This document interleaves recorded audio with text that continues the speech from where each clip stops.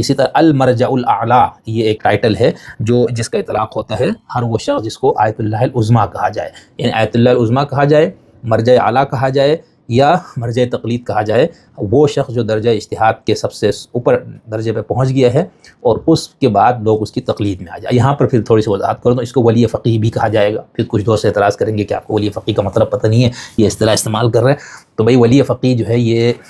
اس بندے کو کہا جائے گا اور اس منصب کو ولایت فقیہ، ٹھیک ہے۔ مرجع اعلیٰ جو ہوتا ہے وہ ولی فقیہ بھی ہوتا ہے۔ شیعوں کے ہاں ولی فقیہ سے متعلق ایک بحث جو موجود ہے اس میں سے ایک تو یہ ہے، ایک وہ شخص ہے جس کو جزئی ولایت حاصل ہے۔ ولایت یہاں پر حکومت کے معنی میں، ٹھیک ہے، اتھارٹی کے معنی میں، اختیار کے معنی میں،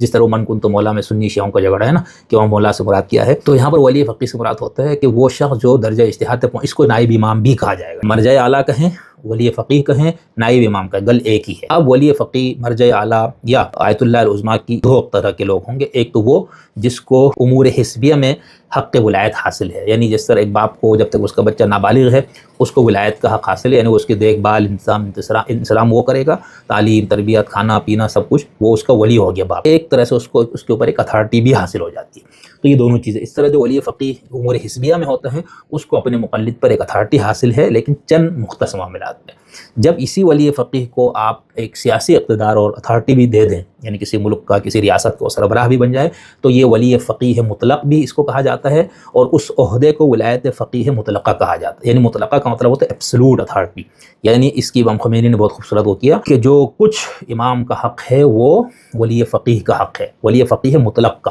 ٹھیک ہے، ولی فقیہ جزئی کا حق نہیں ہے، اس کو امام کے تمام اختیارات حاصل نہیں ہے۔ اب یہاں پر دیکھیں امام کا کیا اختیار ہے، مثال کے طور پر اس کی تو پوری ایک بحث ہے، اس پہ ہم کبھی بات کریں گے۔ اب یہاں پر حکومت کے تناظر میں، اتھارٹی اور اختیار کے تناظر میں ہم دیکھیں گے۔ اب جیسے سورہ احزاب میں النبی اولیٰ بالمؤمنین من انفسہم،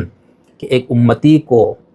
کے اوپر، نبی کو اس امتی کی جان اور مال پر اس امتی سے بڑھ کر حق حاصل ہے، یعنی اگر میں پیغمبر کو امتی ہوں تو میرے مال، میری جان پر مجھ سے زیادہ میرے پیغمبر کا حق ہے۔ وہ جہاں چاہیں میری جان دینے کے لیے مجھے حکم کرے، جہاں وہ کہیں مجھے میرے مال تو میں اس کا پابند ہوں کرنے کا۔ یہ ہے ایبسلوٹ ولایت، ٹھیک ہے۔ یہی ولایت جو ہے شیعوں کے ہاں ائمہ معصومین کو منتقل ہو گئی، لیکن صرف معصومین کو، یہ ذہن میں رکھیے گا بھی،